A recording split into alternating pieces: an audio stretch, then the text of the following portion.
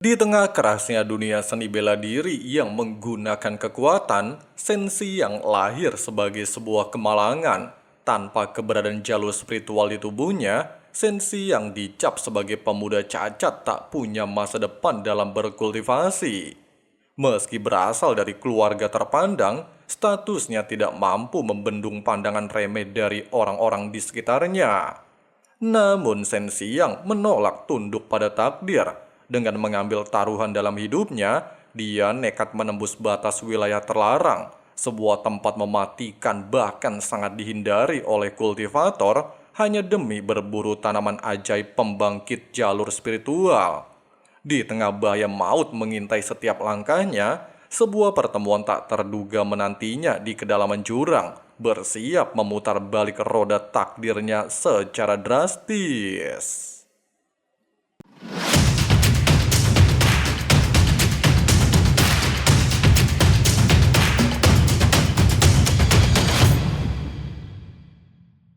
Di awal cerita, tepatnya semesta tempat tinggal Sensiang, situasi diwarnai oleh kehadiran dua kilatan cahaya biru dan merah. Mereka adalah sepasang sahabat berparas cantik bernama Sumeyo dan Bayoyo. Kedua gadis cantik ini tidak hanya memikat hati, tetapi juga menyimpan nadi spiritual yin yang menjadi incaran para praktisi kuat untuk meningkatkan kekuatan kultivasi mereka. Suatu hari, pasukan misterius beraura hitam menyerang mereka, hingga sang master turun tangan untuk menangkap mereka berdua. Sumeyo dan Bayoyo lantas melancarkan serangan gabungan yang menghasilkan ledakan energi hebat guna menghentikan pengejaran. Namun kemunculan sesepuh sekte musuh seketika mendesak Sumeyo dan Bayoyo, sehingga kekuatannya berada di ambang kehancuran. Sementara itu, di sebuah tempat jurang berbahaya, Sensi yang tengah berjuang menuruni jurang mencari tanaman obat guna memulihkan nadi spiritualnya yang rusak. Setelah tergelincir dan nyaris terhempas ke dasar jurang, Sensi yang berhasil menemukan tanaman langka Ganoderma neraka yang memancarkan cahaya dari seberang jurang. Namun sebelum sempat meraihnya, seekor monster naga tiba-tiba menyerang dari belakang sampai melukai tubuhnya secara fatal.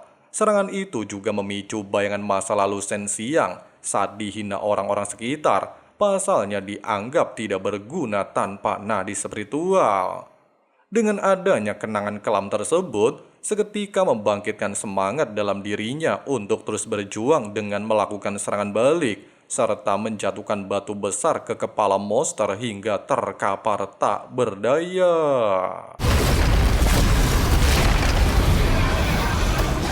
Setelah kejadian sebelumnya, Sensi yang akhirnya berhasil mendapatkan tanaman Ganoderma neraka. Namun belum sempat dirinya kembali, monster itu mendadak bangkit kembali, memaksa Sensi yang melarikan diri hingga terperosok lebih dalam pada sebuah goa besar di dasar jurang. Di dalam goa, Sensi yang jatuh menimpa seorang gadis yang tengah pingsan. Gadis itu tidak lain Bayoyo, sementara di dekatnya berdiri seorang gadis lain alias Sumeyo. Pada awalnya, kedua gadis itu sempat mengira Sensiang berniat buruk. Tetapi setelah Sensiang dengan tenang menjelaskan kejadian sebenarnya, kedua gadis itu akhirnya mempercayainya. Mengetahui bahwa Sensiang tengah membawa tanaman Ganoderma neraka yang sangat mereka butuhkan untuk memulihkan kekuatan, kedua gadis itu lantas melancarkan rayuan sehingga Sensiang mau menyerahkan Ganoderma miliknya. Meskipun sempat ragu, namun setelah mendapati banyak rayuan dari kedua gadis, Sensiang akhirnya mengorbankan kesempatan emas memulihkan nadi spiritualnya dalam hidup hanya untuk memberikan tanaman itu kepada dua gadis di hadapannya. Namun anehnya, setelah menyerap tanaman yang diberikan Sensiang, kondisi Sumeyo dan Bayoyo justru makin memburuk. Pasalnya energi dari Ganoderma ternyata terlalu kuat bagi tubuh mereka yang sedang lemah.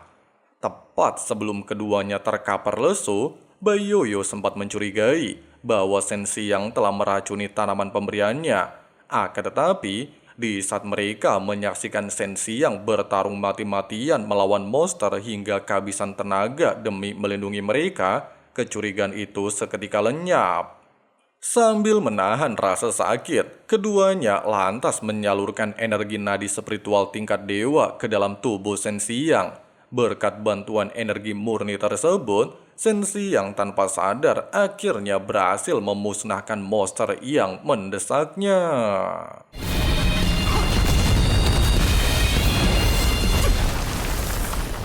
Singkat cerita, Shen Xiang terbangun di rumahnya. Ketika mendapati Sumeyo dan Bai Yoyo berada di dekatnya, Shen Xiang sangat terkejut. Pasalnya setelah pertemuannya dengan kedua gadis itu, dia tiba-tiba saja memiliki nadi spiritual yin yang, sehingga membuatnya sangat penasaran dari mana mereka berasal. Bai Yoyo mengaku berasal dari alam Tianwu, tempat berkumpulnya para kultivator kuat. Mengetahui bahwa alam Tianwu dan alam manusia dilarang berinteraksi, Shen Xiang sempat khawatir dengan keberadaan mereka. Namun Bai Yoyo justru mengancam akan membunuhnya jika berani membocorkan keberadaan mereka.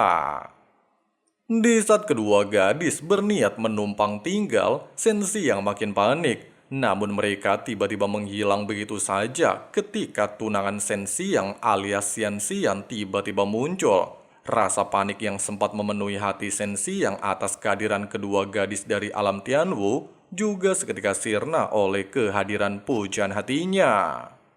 Sayangnya, suasana itu mendadak rusak ketika ayah Xian Xian datang. Dia menarik putrinya untuk dipertemukan dengan calon pasangan baru bernama Yao Tianhua. Sementara ayah Shen Xiang menuntut penjelasan atas kontrak pertunangan yang telah disepakati kedua belah pihak.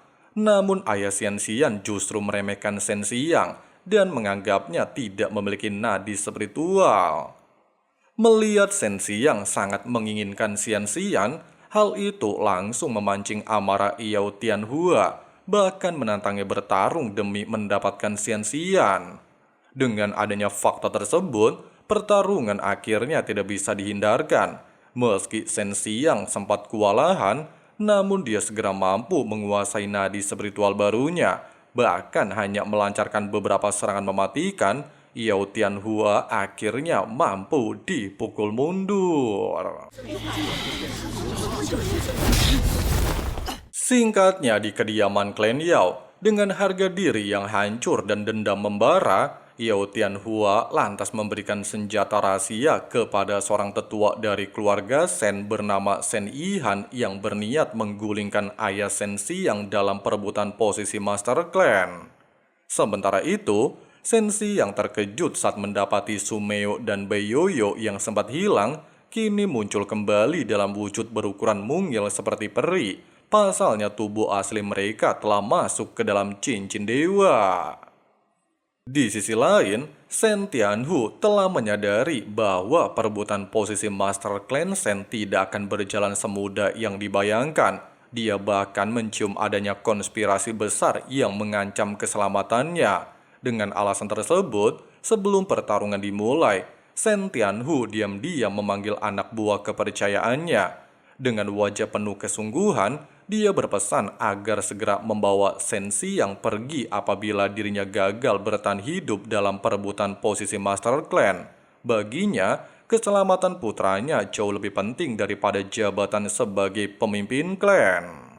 Beberapa hari kemudian, perebutan posisi Master Clan Shen akhirnya resmi dimulai.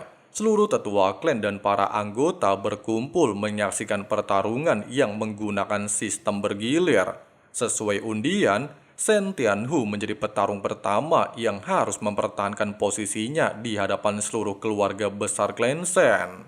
Sejak awal pertarungan, Shen Tianhu langsung memperlihatkan kemampuan yang jauh lebih unggul dibandingkan lawannya bernama Shen Haohai. Dengan pengalaman bertarung yang lebih matang, dia terus menekan lawannya hingga Shen Haohai sama sekali tidak memiliki kesempatan untuk membalikan keadaan. Namun di balik pertarungan itu, ternyata telah tersembunyi sebuah rencana licik. Tanpa diketahui siapapun, Shen Haohai diam-diam telah diperalat oleh Shen Yihan. Ketika dirinya berada di ambang kekalahan, Shen Haohai segera mengeluarkan senjata rahasia yang sebelumnya diberikan oleh Shen Yihan. Senjata terlarang itu langsung dilepaskan secara tiba-tiba demi membalikan keadaan. Serangan mendadak tersebut memang berhasil melukai Shen Tianhu. Akan tetapi, tindakan curang Shen Haohai justru membuat seluruh orang yang berada di arena terkejut. Sebelum rahasia di balik senjata itu terbongkar, Shen Yihan langsung mengambil tindakan yang sama sekali tidak disangka. Dengan dalih menegakkan aturan klan, Shen Yihan tanpa ragu membunuh Shen Haohai di tempat. Dia berpura-pura marah. Pasalnya menganggap Shen Haohai telah mencoreng kehormatan klan Shen dengan menggunakan senjata curang dalam pertarungan. Padahal, orang yang memberikan senjata tersebut tidak lain adalah dirinya sendiri. Melalui cara tersebut, Shen Yihan berhasil menghilangkan satu-satunya saksi yang dapat membongkar pengkhianatannya. Setelah Shen Haohai tewas, Shen Yihan yang memang menjadi penantang berikutnya langsung memasuki arena. Dia sama sekali tidak memberi waktu kepada Shen Tianhu untuk memulihkan luka yang baru saja diterimanya. Dalam kondisi terluka akibat serangan senjata rahasia, Shen Tianhu dipaksa menghadapi lawan yang sudah menunggu kesempatan untuk menjatuhkannya. Pertarungan berikutnya berlangsung jauh lebih berat. Shen Tianhu masih berusaha melawan dengan seluruh kekuatan yang dimilikinya. Walaupun sempat memperlihatkan beberapa teknik andalannya, setiap kali dia mengerahkan tenaga, luka dalam akibat senjata rahasia klan Yao justru semakin parah. Darah terus mengalir dari tubuhnya, sementara kekuatannya perlahan mulai melemah. Melihat ayahnya terus bertarung dalam keadaan seperti itu, Shen Si yang hanya bisa menggenggam tangannya erat. Dia ingin segera membantu, tetapi dirinya tidak dapat ikut campur selama pertarungan masih berlangsung. Perasaan marah, cemas, dan tidak berdaya bercampur menjadi satu saat dia menyaksikan ayahnya dipermainkan oleh pamannya sendiri. Dan pada akhirnya, Shen Tianhu tidak lagi mampu mempertahankan kondisinya. Luka yang semakin parah membuat tubuhnya roboh ke atas arena. Keadaan tersebut membuat Shen Si yang benar-benar diliputi kesedihan, sekaligus kemarahan yang tak lagi bisa dibendung. Tanpa menunggu lebih lama, Shen Si yang melangkah maju menggantikan ayahnya. Meski sebelumnya banyak orang meremehkan kemampuannya, dia tidak memiliki pilihan selain menghadapi Shen Yihan demi membela kehormatan ayah dan keluarganya. Begitu pertarungan dimulai, Shen Xiang langsung menunjukkan perkembangan kekuatannya. Dengan mengandalkan teknik cakar naga, dia mampu mematahkan beberapa serangan Shen Yihan. Kecepatan dan kekuatan fisiknya bahkan membuat banyak orang mulai terkejut. Pasalnya pemuda yang selama ini dipandang sebelah mata ternyata telah berkembang jauh lebih kuat. Sayangnya, perbedaan tingkat kultivasi di antara keduanya masih sangatlah terlihat jelas. Bersama dengan hal tersebut, Shen Yihan mengeluarkan domain es miliknya. Suhu di seluruh arena langsung turun drastis. Es mulai membeku di berbagai penjuru, sementara ribuan tombak es bermunculan dari segala arah. Shen Si yang berusaha menghindar sekuat tenaga, tetapi jumlah serangan yang datang terlalu banyak. Beberapa tombak es akhirnya berhasil menembus pertahanannya, sehingga tubuhnya terlempar dan tersungkur dengan luka yang cukup fatal. Melihat keadaan Shen Si yang semakin terdesak, Sumeyo muncul di dalam dimensi cincin dewa. Dia memahami bahwa perbedaan kekuatan mereka masih terlalu jauh. Dengan nada penuh kekhawatiran, dia mengingatkan Shen Xiang bahwa kemenangan hampir mustahil diraih apabila pertarungan terus dipaksakan. Namun sayangnya, Shen Xiang sama sekali tidak berniat menyerah. Meski tubuhnya telah dipenuhi luka, dia tetap memaksakan diri mengumpulkan sisa tenaga. Berkat bimbingan Sumeo selama ini, Shen Xiang akhirnya mengeluarkan teknik naga api. Kobaran api raksasa mulai memenuhi arena, dan untuk sesaat mampu menahan tekanan domain es milik Shen Yihan. Melihat serangannya berhasil ditahan, Shen Yihan segera meningkatkan kekuatannya. Aura dingin yang dipancarkan menjadi berkali-kali lipat lebih besar. Dari balik kabut es, seekor piton salju primordial perlahan muncul dengan tubuh raksasa yang dipenuhi energi dingin. makhluk spiritual itu langsung menyerbu Shen Xiang dengan kekuatan yang menggetarkan seluruh arena. Menghadapi serangan tersebut, Shen Xiang kembali dipaksa bertahan. Walaupun terus melawan tanpa rasa takut, kekuatan Shen Yihan memang masih berada jauh di atasnya. Setiap benturan membuat kondisi Shen Xiang semakin memburuk, sehingga akhirnya dia benar-benar berada di ambang kekalahan. Melihat murid yang begitu keras kepala terus mempertaruhkan nyawanya, hati Sumeo akhirnya tersentuh. Dia sadar bahwa apabila pertarungan dibiarkan berlanjut, Shen Xiang hampir pasti akan tewas di tangan Shen Yihan. Setelah memandang Bai Yoyo untuk terakhir kalinya, Sumeo meninggalkan pesan singkat kepada sahabatnya.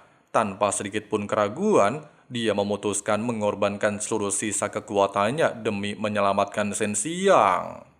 Sesaat kemudian, tubuh Sumeo berubah menjadi cahaya merah yang sangat terang sebelum perlahan menyatu ke dalam tubuh Shen Xiang. Pengorbanan seorang kultivator tingkat tinggi itu langsung memicu ledakan energi yang luar biasa dahsyat. Kobaran api memenuhi seluruh arena, membuat tanah bergetar hebat dan langit berubah memerah. Semua orang yang menyaksikan pertarungan itu terkejut melihat aura Shen Xiang meningkat secara drastis. Wujudnya kini diselimuti nyala api yang begitu mengerikan, seolah-olah seorang dewa api telah turun ke medan pertempuran. Dilanda kepanikan, Shen Yihan segera mengerahkan seluruh kekuatan yang dimilikinya. Dia membentuk pedang es spiritual raksasa yang memancarkan tekanan luar biasa sebelum menghantamkannya ke arah Shen Xiang. Akan tetapi, serangan tersebut sama sekali tidak mampu menghentikan langkah Shen Xiang yang kini telah memperoleh kekuatan baru dari pengorbanan Sumeo. Bahkan dengan memanfaatkan domain es milik Shen Yihan, Shen Xiang justru menciptakan 3 pusaran angin raksasa yang diselimuti kobaran api. Ketiga angin topan itu berputar semakin cepat sehingga menghancurkan seluruh serangan yang berada di sekitarnya. Melihat situasi berbalik sepenuhnya, Shen Yihan berusaha melarikan diri. Namun Shen Xiang tidak memberinya kesempatan sedikit pun. Dia langsung menarik tubuh Shen Yihan ke dalam pusaran angin api sebelum menghantamnya berkali-kali tanpa ampun. Dalam keadaan tak lagi mampu melawan, Shen Yihan hanya bisa menyaksikan Shen Xiang mengangkat tangannya ke langit. Sesaat kemudian, seekor burung api spiritual raksasa muncul dengan kobaran api yang membakar seluruh arena. Serangan terakhir itu langsung menelan tubuh Shen Yihan hingga tewas seketika. Ledakan yang ditimbulkan begitu dahsyat sehingga menghancurkan sebagian besar arena pertarungan. Setelah memastikan musuh yang telah mengkhianati keluarganya benar-benar binasa, seluruh tenaga Shen Xiang akhirnya habis. Tubuhnya kehilangan keseimbangan sebelum ambruk dan jatuh pingsan di tengah puing-puing arena yang masih dipenuhi kobaran api. Sementara itu, kabar kematian Shen Yihan segera menyebar ke berbagai penjuru. Mendengar sekutunya tewas, klan Yao langsung murka. Di saat yang sama, keluarga Xian Xian menerima kabar bahwa permaisuri langit akan segera tiba. Meski demikian, Yao Tianhua tetap bersikeras akan menikahi Xian Xian apapun yang terjadi. Ayah Xian Xian yang berada di bawah tekanan akhirnya tidak memiliki pilihan selain mengikuti keinginan keluarga Yao. Beberapa waktu kemudian, Shen Xiang akhirnya sadar dari pingsannya. Orang pertama yang menyambutnya adalah Shen Tianhu yang perlahan mulai pulih dari luka-lukanya. Melihat putranya masih mengkhawatirkan kondisinya, Shen Tianhu meyakinkan bahwa dirinya akan segera sembuh dalam beberapa hari ke depan. Di saat sedang sendirian, Bai Yoyo datang menjelaskan bahwa Sumeo telah mengorbankan seluruh kekuatannya demi menyatu dengan Shen Xiang pada pertarungan sebelumnya. Pengorbanan itu membuat kesadaran Sumeo menghilang sepenuhnya. Mendengarkan penjelasan tersebut, Shen Xiang langsung menanyakan cara menyelamatkan gurunya. Bai Yoyo hanya menghela nafas panjang sebelum mengatakan bahwa satu-satunya jalan adalah membuat dirinya menjadi jauh lebih kuat. Hanya dengan terus berlatih dan mencapai tingkat kultivasi yang lebih tinggi, suatu hari nanti Shen Xiang mungkin dapat membalas pengorbanan Sumeo dan membangunkannya kembali. 就是对他最大的帮助。凌厉透支。 Sejak pertempuran melawan Shen Yihan berakhir, Shen Xiang semakin menyadari bahwa ancaman terhadap keluarganya masih jauh dari kata selesai. Klan Yao tidak mungkin tinggal diam setelah kehilangan sekutu terkuatnya. Karena itulah, dia memutuskan untuk menghabiskan setiap harinya dengan berlatih tanpa mengenal lelah demi meningkatkan kekuatannya. Di bawah bimbingan Bai Yoyo, Shen Xiang berlatih di sebuah perbukitan curam yang dipenuhi tebing tinggi. Seluruh latihan difokuskan untuk memperkuat fondasi kultivasinya, sekaligus membangkitkan elemen petir yang masih tertidur di dalam tubuhnya. Shen Xiang bahkan sengaja berdiri di puncak tebing ketika badai datang. Dia mencoba menyerap kekuatan petir langit secara langsung, sehingga elemen tersebut dapat bangkit lebih cepat. Namun sayangnya, usaha itu belum membuahkan hasil. Berkali-kali petir menyambar di sekitarnya, tetapi tubuh Shen Xiang belum mampu menampung kekuatan tersebut. Meski mengalami kegagalan demi kegagalan, dia sama sekali tidak menyerah. Dalam benaknya hanya ada satu tujuan, yaitu menjadi cukup kuat untuk melindungi ayahnya, membalaskan pengorbanan Sumeyo, dan menghancurkan siapapun yang mengancam keluarganya. Melihat semangat muridnya yang tidak pernah padam, Bai Yoyo terus memberikan arahan, sekaligus memotivasi agar Shen Xiang tidak terburu-buru mengejar kekuatan. Menurutnya, setiap kultivator hebat selalu melewati proses yang panjang sebelum akhirnya mencapai puncak. Di sela-sela latihan, Shen Xiang memutuskan beristirahat di sebuah kolam jernih yang dipenuhi bunga-bunga indah. Suasana tenang itu sempat membuat pikirannya menjadi rileks. Namun pandangannya yang berbeda di hadapannya justru membuat Shen Xiang salah tingkah, sehingga Bai Yoyo hanya bisa menggelengkan kepala melihat tingkah muridnya. Tidak berselang lama, Shen Xiang kembali menjelaskan bahwa dirinya masih belum berhasil membangkitkan elemen petir. Akan tetapi, pembicaraan mereka tiba-tiba terhenti ketika tiga pria bertopeng muncul dan langsung melancarkan serangan. Ketiga penyusup itu menyerang secara bersamaan menggunakan pedang. Namun bagi Shen Xiang, kekuatan mereka bukanlah ancaman. Dengan hanya menggunakan satu tangan, dia mampu mematahkan seluruh serangan lawan sebelum menjatuhkan mereka satu persatu hanya dalam waktu singkat. Di saat pertarungan kecil itu berakhir, seseorang akhirnya memperlihatkan dirinya. Orang tersebut tidak lain adalah Yao Tianhua. 传闻一样厉害， 怪不得能将沈一涵击败。 Yao Tianhua datang bukan sekedar untuk mencari masalah. Di hadapan Shen Xiang, dia kembali menegaskan bahwa dirinya tetap akan menikahi Shen Xiang apapun yang terjadi. Baginya, kematian Shen Yihan sama sekali tidak mengubah rencana klan Yao. Mendengarkan ucapan tersebut, kemarahan Shen Xiang langsung memuncak. Walaupun pertunangannya dengan Xian Xian merupakan hasil perjodohan keluarga, dia tetap menghormati wanita yang telah menjadi tunangannya sejak lama. Shen Xiang tidak pernah menganggap Xian Xian sebagai hadiah ataupun barang yang bisa diperebutkan sesuka hati. Melihat Shen Xiang menghunuskan pedang salah seorang anak buahnya, Yao Tianhua justru tersenyum manis. Dia kemudian mengajukan sebuah tantangan. Beberapa hari kemudian, mereka akan bertarung secara terbuka. Jika Shen Xiang menang, klan Yao tidak akan lagi mengganggu Xian Xian. Namun jika Shen Xiang kalah, maka dia harus menerima kenyataan bahwa Xian Xian akan menjadi istri Yao Tianhua.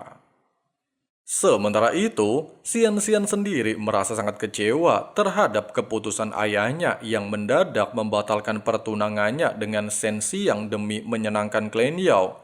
Ketika hendak meninggalkan kediamannya, tiba-tiba langit terbuka dan sesosok wanita agung turun perlahan. Wanita itu adalah permaisuri langit. Xian Xian segera berlutut memberikan penghormatan. Namun sang permaisuri memintanya berdiri dan tidak perlu bersikap terlalu formal. Dengan penuh keraguan, Xian Xian kemudian mengungkapkan permintaan yang selama ini disimpannya dalam hati.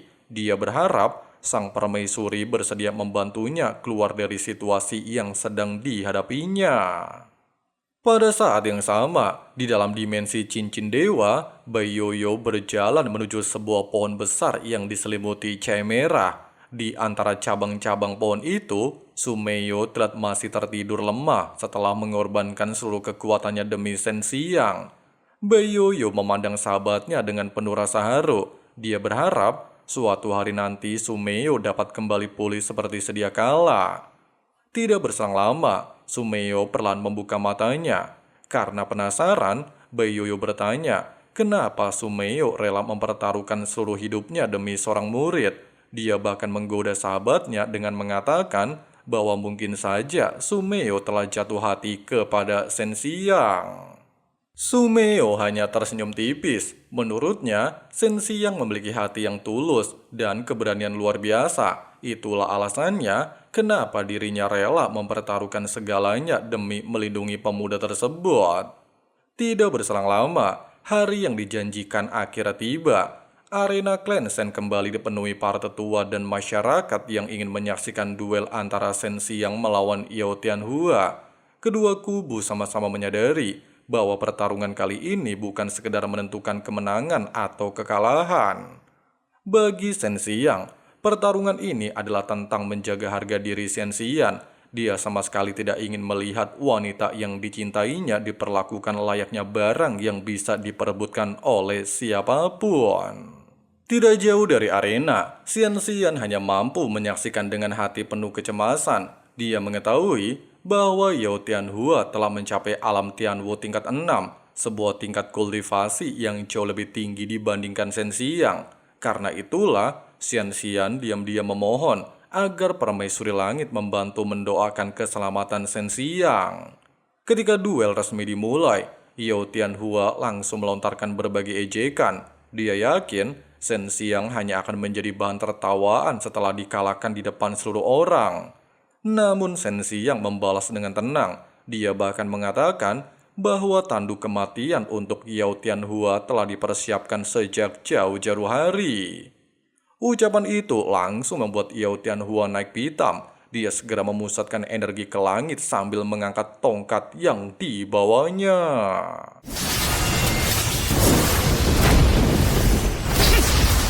Di momen inilah, seluruh penonton akhirnya menyadari bahwa tombak tersebut bukanlah senjata biasa. Tombak itu merupakan pusaka legendaris klan Yao yang diwariskan sejak generasi pertama. Menurut legenda, pemilik pertama tombak tersebut pernah memusnahkan 100.000 pasukan hanya dengan satu serangan. Melihat senjata tersebut, Shen Xiang sempat merasakan tekanan yang luar biasa besar. Namun dia segera menenangkan pikirannya. Daripada terus memikirkan kehebatan senjata lawan, dia memilih percaya pada kekuatan cakar naga yang selama ini ditempanya. Dari kejauhan, Permaisuri Langit memperhatikan seluruh pertarungan dengan penuh perhatian. Dia dapat melihat bahwa kekuatan Shen Xiang merupakan perpaduan antara warisan naga hijau dan Vermilion Bird, kombinasi langka yang sangat jarang muncul di dunia kultivasi. Beberapa saat kemudian, Yao Tianhua mulai menyerang menggunakan tombak legendarisnya. Setiap ayunan tombak menghasilkan tekanan luar biasa, sehingga membuat arena bergetar. Shen Xiang terus bertahan sambil mencari celah untuk membalas. Di tengah-tengah pertarungan, Yao Tianhua mulai mengakui dalam hati bahwa perkembangan Shen Xiang jauh lebih cepat daripada pemikirannya. Karena tidak ingin memberi kesempatan, dia segera mengeluarkan jurus tusuk pemecah awan. Shen Xiang membalas menggunakan teknik naga api. Dua kekuatan dahsyat itu saling bertabrakan di udara. Namun karena perbedaan kultivasi, Shen Xiang akhirnya terpental cukup jauh. Meski menerima serangan yang sangat kuat, Shen Xiang kembali berdiri tanpa sedikit pun memperlihatkan rasa takut. Setiap kali dijatuhkan, tekadnya justru semakin kuat. Melihat langit mulai dipenuhi awan hitam, Shen Xiang akhirnya mengambil keputusan besar. Dia memanfaatkan kekuatan alam untuk memanggil seekor naga petir spiritual yang meliuk-liuk di atas arena. Melihat hal tersebut, Yao Tianhua juga mengerahkan jurus terkuatnya, yaitu tombak meteor planet. Seluruh penonton menahan nafas ketika dua kekuatan raksasa tersebut saling bertabrakan. Ledakan yang tercipta mengguncang seluruh arena hingga debu dan batu berterbangan ke segala arah. Gelombang energi yang dihasilkan bahkan membuat para tetua klan Shen terpaksa memasang penghalang untuk melindungi para penonton. Di saat asap perlahan menghilang, semua orang terkejut melihat Yao Tianhua justru terpental akibat benturan tersebut. Meskipun demikian, Yao Tianhua belum menyerah. Dia kembali berdiri sambil memperlihatkan aura roh senjata yang jauh lebih kuat daripada sebelumnya. Melihat lawan yang masih sanggup bertahan, Shen Xiang memusatkan seluruh tekadnya. Demi mempertahankan harga diri Xian, dia kembali mencoba menyerap kekuatan petir langit dan bumi. Kali ini usahanya berhasil. Petir demi petir mulai menyelimuti tubuhnya. Aura yang dipancarkannya meningkat berkali-kali lipat, sehingga membuat seluruh arena dipenuhi cahaya keunguan. Tanpa memberi kesempatan sedikit pun, Shen Xiang langsung melesat ke udara. Kecepatannya meningkat drastis, sehingga Yao Tianhua sama sekali tidak mampu mengimbanginya. Serangan demi serangan terus menghujani tubuh Yao Tianhua hingga akhirnya Shen Xiang berhasil menangkap lawannya di udara sebelum menghempaskannya dengan keras ke dasar arena. Ledakan besar kembali mengguncang seluruh tempat.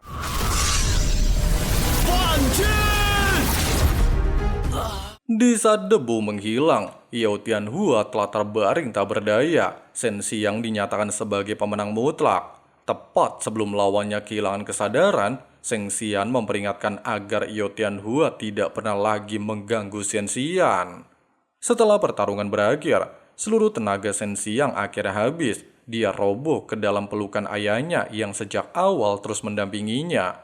Beberapa waktu kemudian, Shen Xiang terbangun di tempat tidurnya dan menemukan sepucuk surat dari Shen Xiang.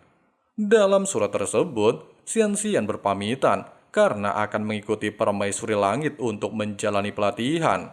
Meski meminta Shen Xiang tidak mengkhawatirkannya, Shen Xiang tetap bergegas mengejar hingga akhirnya mereka sempat bertemu untuk terakhir kalinya. Di hadapan permaisuri langit, Shen Xiang menerima berbagai sindiran. Sang permaisuri bahkan mengatakan bahwa Shen Xiang belum layak menjadi dewa maupun mendampingi Shen Xiang. Namun Shen Xiang tidak gentar. Dia bersumpah akan bergabung dengan sekte terkuat, menjadi kultivator paling hebat di seluruh daratan, dan suatu hari nanti menjemput Shen Xiang dengan kekuatan sendiri. Keteguhan hati itu akhirnya mengubah pandangan permaisuri langit. Dia mengizinkan Shen Xiang mengejar impiannya dengan syarat mampu membuktikan semua janji tersebut. Sebelum pergi, Shen Xiang menyerahkan tusuk konde miliknya sebagai tanda kenangan dan janji bahwa mereka akan bertemu kembali suatu hari nanti. Di sisi lain, Yao Tianhua yang dipenuhi rasa dendam bersumpah akan membalas kekalahannya. Pada saat yang sama, 3 sosok misterius dari Tianwu akhirnya muncul dan mulai bergerak membantu klan Yao. Sementara itu, Shen Xiang kembali melanjutkan latihannya. Sumeo akhirnya sadar dari tidurnya dan memuji perkembangan kekuatan muridnya. Setelah menyelesaikan proses transfusi energi, Shen Xiang meminta Bai Yoyo mengajarinya nadi spiritual Yin. Namun permintaan itu ditolak, pasalnya nadi spiritual yang miliknya masih belum sempurna. Tidak lama kemudian, seorang pelayan datang membawa kabar darurat. Sekelompok musuh misterius telah menyerang pabrik pil milik klan Shen dan menculik para pekerjanya. Tanpa membuang waktu, Shen Xiang, Shen Tianhu, dan pasukan klan Shen segera menuju lokasi. Sesampainya di sana, mereka menyadari bahwa semua itu hanyalah sebuah jebakan. Tak lama kemudian, para pelaku akhirnya memperlihatkan diri. Mereka adalah 3 sosok misterius yang sebelumnya terlihat bersama Yao Tianhua, sekaligus pelindung rahasia klan Yao yang kini siap memulai ancaman baru.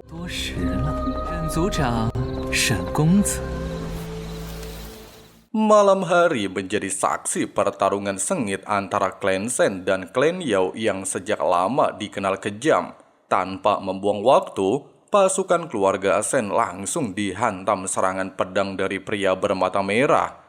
Tebasan brutal tersebut membuat banyak pengawal tewas dalam waktu singkat. Shen Tianhu berusaha membalas, sementara Shen Xiang juga ikut bertarung.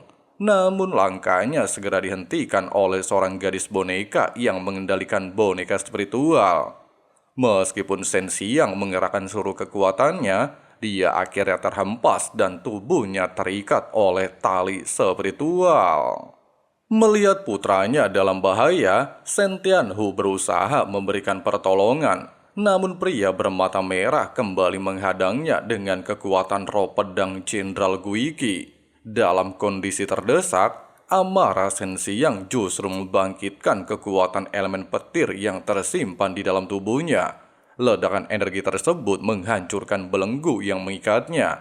Shen Xiang kemudian segera membantu ayahnya dan berhasil menghantam pria bermata merah hingga terlempar.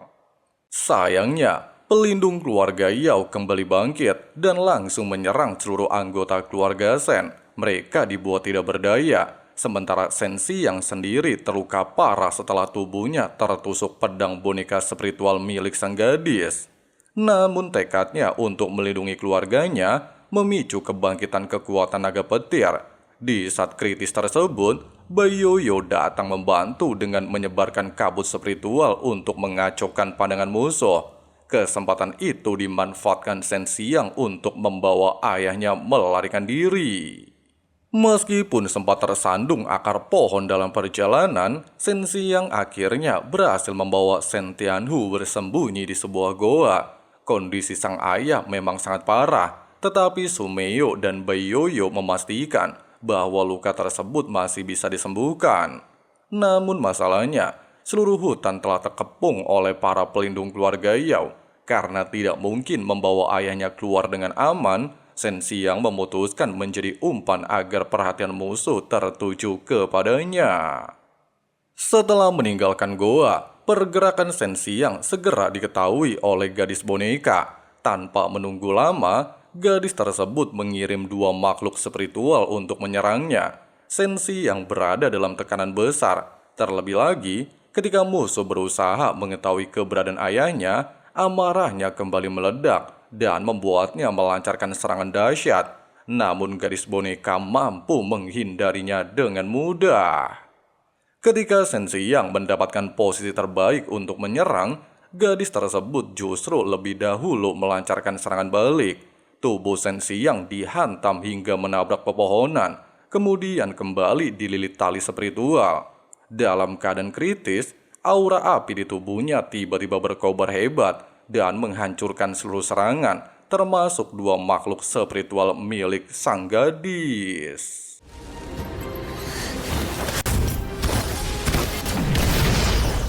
Tidak terima dengan kekalahannya, gadis boneka segera menghidupkan kembali boneka miliknya dan memerintahkan mereka mengejar Shen Xiang.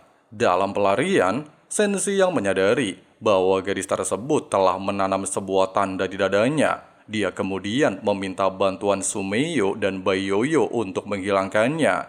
Namun Bai Yoyo menjelaskan bahwa tanda tersebut merupakan segel lokasi yang berasal dari tubuh gadis boneka, sehingga sangat sulit untuk dihancurkan.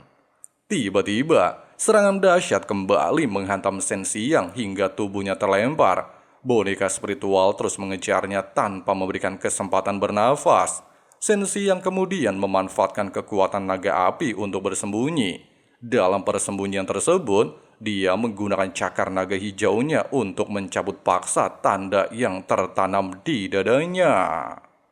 Rencana tersebut berhasil. Gadis boneka mengira Shen Xiang masih bersembunyi di balik pohon. Dia langsung menghancurkan pohon tersebut dengan serangan besar, berharap Shen Xiang ikut tewas. Namun Shen Xiang ternyata sudah berpindah posisi. Dia muncul secara tiba-tiba dan melancarkan serangan kejutan. Dalam kesempatan tersebut, Shen Xiang mengerahkan teknik naga ganda yang menghantam gadis boneka hingga tubuhnya hangus dan tidak berdaya. Pada awalnya, Shen Xiang mengira pertarungan telah berakhir. Namun sebuah jiwa yang masih tersimpan di dalam boneka tiba-tiba menembus dadanya. Shen Xiang langsung jatuh tak berdaya. Jiwa tersebut kemudian menghidupkan kembali tubuh gadis boneka yang sebelumnya telah hangus. Dalam waktu singkat, tubuhnya kembali berdiri dan justru menjadi semakin mengerikan. Gadis tersebut kemudian berniat menjadikan Shen Xiang sebagai boneka keduanya. Di saat kesadarannya mulai menghilang, Shen Xiang tiba-tiba memasuki sebuah alam misterius. Di tempat tersebut, Baiyoyo kembali menemuinya. Sensi yang tidak memahami tempat tersebut, tetapi Baiyoyo menjelaskan bahwa dirinya selama ini khawatir Sensi yang belum siap menerima kekuatan Nadiyin. Kekuatan tersebut memang sangatlah besar, tetapi memiliki konsekuensi mengerikan. Jika tidak mampu mengendalikannya, Sensi yang dapat kehilangan akal sehat dan berubah menjadi sosok haus darah. Namun demi menyelamatkan bapaknya, keluarganya, Baiyoyo, serta Sumeyo, Sensi yang akhirnya bersedia mengambil resiko. Dengan kekuatan Baiyoyo, tubuh mereka disatukan melalui sebuah formasi cahaya biru. Peleburan kekuatan gadis Tianwu kemudian menciptakan sosok baru dari Nadi Yin Sensiang. Sosok tersebut langsung membawa gadis boneka menuju alam teknik neraka Jiuyo dan alam baka Senlo yang dipenuhi makhluk-makhluk mengerikan. Gadis boneka berusaha melawan menggunakan tali spiritual dan berbagai serangan. Namun sosok Nadiyin yang transparan mampu menghadapinya dengan mudah. Bahkan ketika gadis tersebut mengeluarkan makhluk spiritual raksasa, makhluk itu langsung dihancurkan. Setelah itu, sosok Nadiyin membentuk formasi cahaya dan mengeluarkan rantai-rantai raksasa yang mengikat seluruh tubuh gadis tersebut. Meski sudah berada dalam posisi tidak berdaya, gadis boneka masih menunjukkan kesombongan. Dia bahkan mengungkapkan niatnya untuk menghancurkan keluarga Sen dengan cara yang sangat kejam. Namun kesombongan tersebut menjadi akhir baginya. Rantai-rantai raksasa langsung menarik tubuhnya dengan kekuatan luar biasa, sehingga hancur lebur dan hanya menyisakan boneka yang terkapar. Setelah keluar dari alam Senluo, Sensiang dan Baiyoyo kembali ke tubuh masing-masing. Dalam kondisi sangat kelelahan, Baiyoyo kembali ke dalam cincin dewa. Sebelum menghilang, dia berharap Sensiang nantinya mampu berdiri dengan kekuatannya sendiri dan tidak selalu bergantung pada bantuannya. Tidak berselang lama, Sensiang menyadari dua pelindung keluarga Yao berada di dekatnya. Dia langsung melanjutkan pelarian dan semakin masuk ke dalam hutan. Sementara itu, para pengejar akhirnya kehilangan jejak di sekitar gerbang hutan dan mengira Sensiang sengaja mencari kematian karena berlari terlalu jauh ke wilayah berbahaya. Sensiang sendiri menyadari bahwa hutan tersebut dipenuhi aura jahat yang sangat kuat. Dia sempat berniat memutar balik, tetapi Sumeyo memperingatkan bahwa kembali justru akan membuatnya tertangkap oleh dua pelindung keluarga Yao. Karena itulah, Sensiang memilih mencari tempat aman sambil menunggu kesempatan mengobati bapaknya. Dalam perjalanan, Sensiang juga mengkhawatirkan kondisi Baiyoyo. Sumeyo menjelaskan bahwa Baiyoyo sedang memulihkan diri, sama seperti ketika Sumeyo sebelumnya menyatukan tubuhnya dengan Sensiang di saat menghadapi Sen Yihan. Sumeyo juga meminta Sensiang tidak merasa bersalah, karena semua pengorbanan yang mereka lakukan merupakan keputusan yang telah disepakati bersama.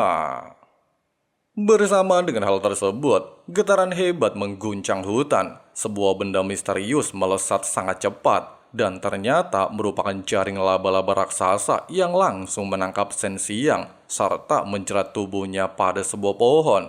Dia segera berusaha melepaskan diri, tetapi monster tersebut terus melancarkan serangan.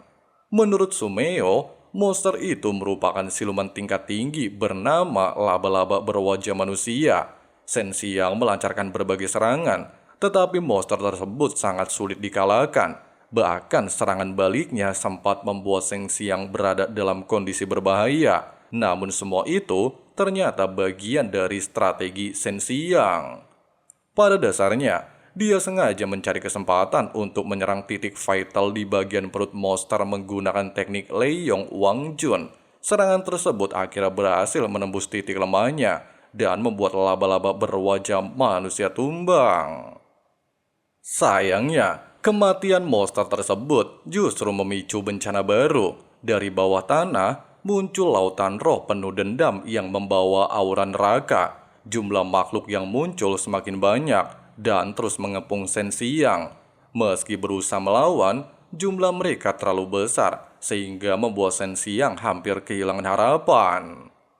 Tepat ketika Shen Xiang mengira dirinya akan mati, sebuah tebasan cahaya api tiba-tiba menyapu seluruh makhluk di sekelilingnya. Dalam sekejap, kepungan tersebut musnah.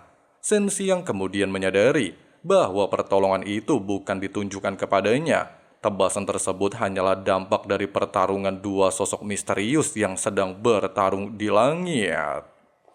Salah satunya adalah seorang wanita yang menggunakan pedang, sementara lawannya merupakan pria berjubah dengan aura biru yang sangat kuat. Sang wanita terlihat tidak mengenali identitas lawannya, sedangkan pria tersebut menolak menjelaskan siapa dirinya. Pertarungan mereka semakin sengit ketika sang wanita mengerahkan kekuatan api dan es secara bersamaan. Sumeo kemudian memastikan bahwa wanita tersebut memiliki nadi langit api es. Melihat bentrokan dua kekuatan luar biasa itu, Sumeo menyadari bahwa pertempuran keduanya seolah telah ditentukan oleh takdir.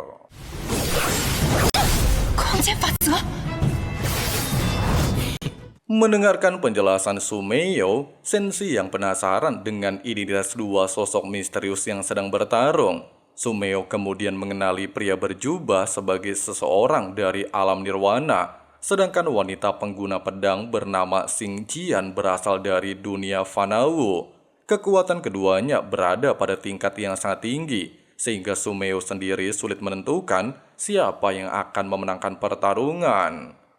Namun keberadaan pria dari alam nirwana membuat Sumeo sangat waspada. Jika pria tersebut mengetahui keberadaan Nadine dalam tubuh Shen Xiang, nyawanya bisa berada dalam bahaya. Karena itulah, Sumeo meminta Shen Xiang segera meninggalkan tersebut dan tidak ikut campur. Pertarungan di langit menjadi semakin sengit. Xing Jian terus melancarkan serangan menggunakan teknik pedang api es. Tetapi pria berjubah mampu menghadapinya dengan mudah. Meskipun Shen Xiang merasa kasihan melihat Xing Jian berkali-kali dikalahkan, Sumeo memperingatkan bahwa kultivasinya masih terlalu rendah untuk ikut membantu. Jika memaksakan diri, Shen Xiang justru hanya akan mencari kematian. Kekhawatiran itu terbukti ketika pria berjubah terus memaksa Xing Jian menyerahkan dua wanita yang sedang dicarinya. Namun Xing Jian mengaku tidak mengetahui apapun. Karena menganggapnya keras kepala, pria berjubah kembali menyerang. Xing Jian sempat memberikan perlawanan menggunakan kekuatan pedang es dan api. Tetapi pria tersebut akhirnya mengeluarkan teknik pengikat dewa. Tubuh Xing Jian langsung terkunci dan terlempar hingga kehilangan kesadaran. Tidak jauh dari lokasi pertarungan, Sumeo membawa Shen Xiang menuju sebuah tebing dengan bebatuan raksasa yang menjulang tinggi. Dia kemudian meminta Shen Xiang menempelkan telapak tangannya pada batu dan mengaktifkan teknik naga hijau. Seketika muncul formasi cahaya berbentuk kepala naga yang menjadi petunjuk menuju reruntuhan tetua King Long. Namun ketika hendak mengikuti petunjuk tersebut, Shen Xiang justru teringat pada Xing Jian yang telah membantunya sebelumnya. Meski mengetahui resiko yang akan dihadapinya, Shen Xiang memutuskan kembali dan menyelamatkan wanita tersebut. Shen Xiang menemukan Xing Jian dalam kondisi tidak sadarkan diri dan segera menggendongnya keluar melalui pintu spiritual bersama Sumeo. Kepergian Xing Jian membuat pria berjubah kebingungan karena kehilangan jejak mangsanya. Di sisi lain, Shen Tianhu yang bersembunyi di dalam goa mulai sadar. Dengan luka parah di dadanya, dia berusaha meninggalkan tempat tersebut. Namun ketika mendengar suara orang-orang yang sedang mencarinya, dia segera menyadari bahwa anak buah keluarga Yao telah menemukan jejaknya. Tidak lama kemudian, 3 pengawal yang sebelumnya bersama Yao Tianhua memasuki goa dan menemukan genangan darah, membuktikan bahwa Shen Tianhu memang pernah berada di tempat tersebut.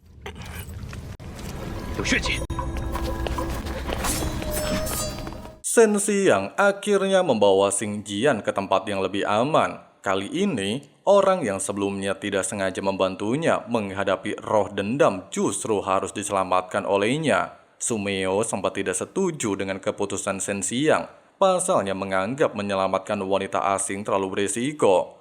Namun setelah mengetahui Xing Jian terkena mantra pengikat kehidupan bintang yang membuat kultivasinya tersegel, Sumeo akhirnya membantu mengobatinya.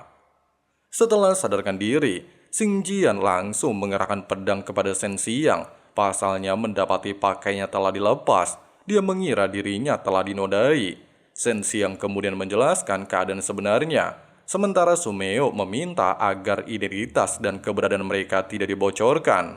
Setelah memahami situasinya, kesalahpahaman tersebut akhirnya mereda.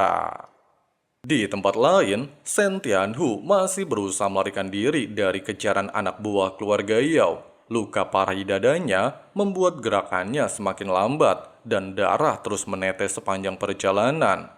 Meskipun sempat memberikan perlawanan, kondisinya semakin memburuk. Sementara Shen Xiang dan Xing Jian mencari jalan keluar, mereka menemukan sebuah sungai misterius. Karena membutuhkan jalan keluar sekaligus obat untuk menyembuhkan Xing Jian, keduanya memutuskan menyelam ke dalamnya. Di dasar sungai, mereka menemukan reruntuhan kota kuno yang dipenuhi labirin. Mereka yakin tempat tersebut mungkin memiliki jalan menuju luar. Namun setelah berputar cukup lama, mereka justru terus kembali ke tempat yang sama. Ketika Shen Xiang hendak kembali ke permukaan, dia menemukan sebuah penghalang yang menutup jalan. Menyadari penghalang tersebut mungkin berkaitan dengan labirin, Shen Xiang meminta Xing Jian menghancurkannya menggunakan teknik pedang. Serangan Xing Jian akhirnya berhasil memecahkan penghalang, tetapi tindakan tersebut justru memicu banjir besar. Arus air menerjang labirin dengan kekuatan luar biasa dan membuat jalan semakin menyempit. Mereka hampir terjebak di antara dinding-dinding yang terus bergerak. Berkat kerjasama keduanya, Shen Xiang akhirnya menemukan jalan keluar. Xing Jian menggunakan kekuatan es kristalnya untuk menahan dinding, sehingga mereka berhasil melewati bagian berbahaya tersebut. Namun mereka justru terperosok ke dalam sebuah tempat warisan leluhur yang menyimpan teratai api abadi. Sebelum mengambil harta tersebut, Shen Xiang memilih merawat luka Xing Jian dan memberinya pakaian pengganti. Ketenangan mereka tidak berlangsung lama, pasalnya seekor naga azur penjaga teratai api abadi tiba-tiba muncul. Monster tersebut langsung menyerang dan membuat keduanya kewalahan. Sisik naga Ayur sangat keras sehingga serangan Shen Xiang dan Xing Jian hampir tidak memberikan dampak. Di tengah pertarungan, Shen Xiang menggunakan ilmu naga hijau dan merasakan energi pedang suci King Long Guangjun berada di dasar sungai. Dia menyadari energi tersebut kemungkinan merupakan kunci untuk mengalahkan sang penjaga. Shen Xiang kemudian membagi tugas. Xing Jian berusaha menahan naga Azur meskipun kekuatannya masih tersegel akibat cedera. Sementara Shen Xiang mencari pedang suci King Long Guangjun. Setelah berhasil menemukannya, Shen Xiang segera kembali dan menyelamatkan Xing Jian dari serangan naga Azur. Kekuatan pedang tersebut akhirnya membuat monster itu tidak berdaya. Setelah pertarungan selesai, Xing Jian menjelaskan bahwa lukanya dapat disembuhkan menggunakan teratai api hijau. Karena kondisinya sangat lemah, Shen Xiang menggendongnya menyeberangi sungai. Mereka kemudian bermeditasi sambil menyerap energi teratai tersebut. Sebagian energi juga disalurkan Shen Xiang untuk membantu pemulihan Baiyoyo. Tidak berselang lama, sebuah portal teleportasi terbuka dan menjadi jalan bagi Xing Jian untuk kembali ke sekte pedang. Sebelum berpisah, Xing Jian mengetahui Shen Xiang ingin masuk perguruan bela diri. Dia lalu memberikan jimat sekte Taiwu agar Shen Xiang dapat bergabung tanpa mengikuti seleksi. Namun hal mengejutkan terjadi. Sebelum Xing Jian pergi, inti binatang dari naga Azur tiba-tiba mengeluarkan racun berbahaya. Shen Xiang dan Xing Jian yang masih berada di sekitar tempat tersebut terkena dampaknya hingga tubuh mereka kehilangan kendali. Ketika Xing Jian sadar lebih dahulu, dia hendak pergi meninggalkan Shen Xiang. Namun dia menemukan tusuk konde milik wanita lain di balik pakaian Shen Xiang.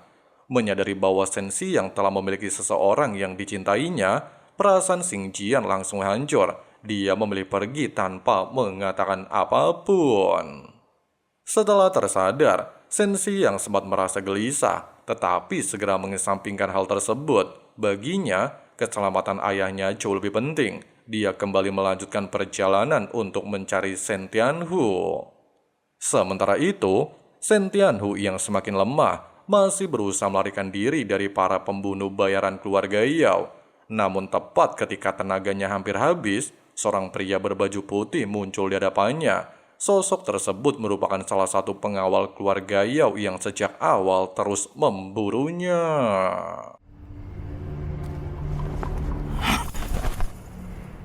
Di kediaman keluarga Yao, kabar bahwa Shen Xiang berhasil lolos dari kejaran para pemburu bayaran akhirnya sampai kepada Yao Tianhua. Mendengarkan hal tersebut, Yao Tianhua memutuskan turun tangan langsung untuk menyelesaikan masalahnya. Sementara itu, di sekitar hutan tanpa kembali, seorang pelindung keluarga Yao berbaju putih berhasil menangkap Shen Tianhu yang sudah terluka parah dan kehabisan tenaga. Namun tidak lama kemudian, Shen Xiang tiba dan langsung mengacaukan barisan pengawal keluarga Yao. Pria bermata merah terkejut, pasalnya Shen Xiang ternyata berhasil keluar dari hutan tanpa kembali dengan selamat.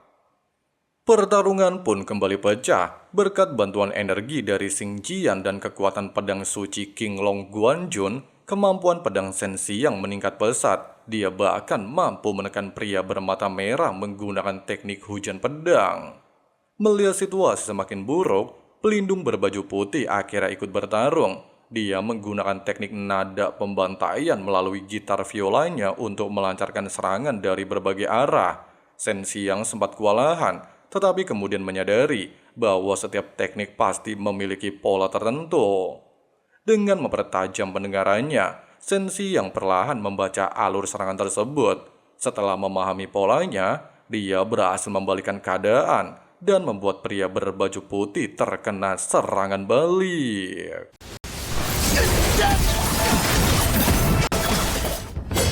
Merasa tidak mampu mengalahkan Shen Xiang sendirian, pria berbaju putih akhirnya bekerja sama dengan pria bermata merah. Namun sebelum mereka sempat melancarkan serangan gabungan, Shen Xiang melepaskan kekuatan naga hijau yang dahsyat hingga keduanya terpental. Kesempatan itu dimanfaatkan Shen Xiang untuk menghabisi pria bermata merah. Sayangnya, ketika hendak membunuh pelindung berbaju putih, langkah Shen Xiang terhenti. Pasalnya Shen Tianhu dijadikan sandera. Tidak ingin mempertaruhkan nyawa bapaknya, Shen Xiang terpaksa menjatuhkan pedangnya dan menyerah. Namun tindakan tersebut ternyata hanyalah bagian dari rencananya. Secara diam-diam, Shen Xiang melepaskan cincin dewa agar Bai Yoyo dan Sumeo dapat keluar membantu menyelamatkan Shen Tianhu. Kemunculan kedua gadis Tianwu tersebut membuat pria berbaju putih kehilangan keunggulannya. Pada akhirnya, Shen Xiang berhasil membunuh pelindung berbaju putih. Dengan tumbangnya 3 pelindung keluarga Yao, Shen Xiang semakin yakin untuk memburu Yao Tianhua dan mengakhiri seluruh konflik yang telah menghancurkan keluarganya. 就留着问阎王去吧。